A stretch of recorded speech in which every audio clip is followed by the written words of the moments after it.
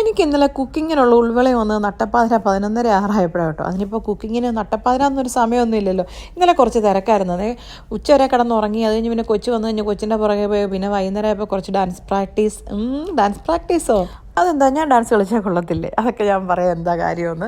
പിന്നെ വീട്ടിൽ വന്നു കഴിഞ്ഞാൽ ജസ്റ്റ് ഇടുവാ ഞാൻ കുക്കിംഗ് ഒന്നും ചെയ്യണ്ടെന്ന്. പക്ഷേ എനിക്കൊരു മനപ്രയാസം, മോശമല്ലേ ഇന്ന് ഉച്ചയ്ക്ക് ചോറൊക്കെ കൊടുത്തു വിടണ്ടേന്ന് വിചാരിച്ചിട്ട് നേരെ അടുക്കളയിൽ കയറി. നമ്മുടെ ചട്ടി കാണുമ്പോഴേ അറിയില്ല, അത് മീൻ ചട്ടി.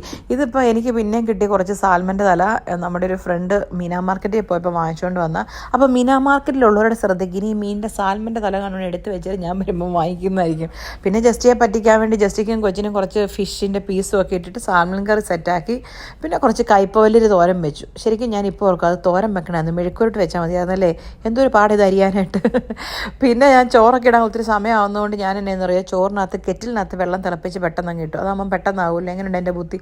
അങ്ങനെ 12:30 ആയപ്പോൾ എൻ്റെ കുക്കിംഗ് കഴിഞ്ഞു.